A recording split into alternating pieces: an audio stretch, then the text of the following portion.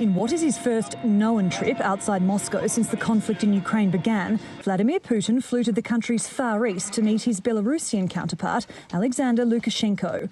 The pair visited a cosmodrome to mark the anniversary of the first ever crewed spaceflight, which was made by a Soviet cosmonaut in 1961. But the conversation focused on Ukraine, with the Russian president declaring he had no choice but to launch the military operation on his neighbour. It's an obvious thing. It was unavoidable.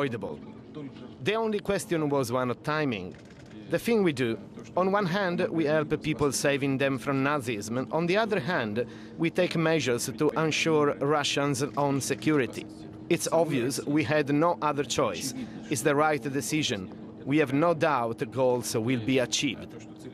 Putin said the West had spent years turning Ukraine into an anti-Russian foothold, intentionally allowing nationalism and neo-Nazism to grow in the country.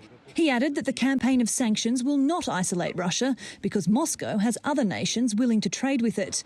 But he warned the foreign powers imposing those sanctions that they will also be impacted by them.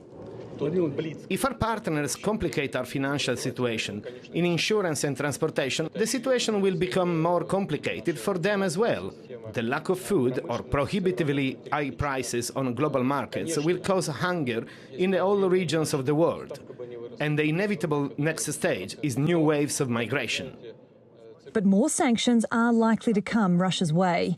Ukraine is steeling itself for an intensified attack on its eastern and southern cities. In the meantime, it's investigating claims Russian forces used chemical weapons in the besieged port city of Mariupol. If proven, Western countries are promising retaliation. The use of chemical weapons is abhorrent. It does cross a line, and all options are on the table for how we would respond.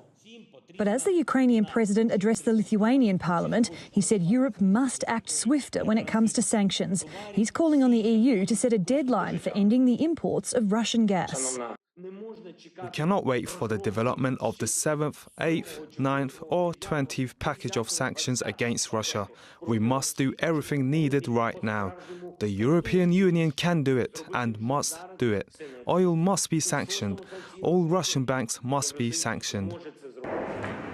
Bombardment continues in Mariupol, where Ukrainian forces are holding out against Russia, but only just. The country's military is begging the West for more weapons amid expectations Moscow is preparing to double, even triple, the number of troops it has in the country's east. Sarah Morice, TRT World.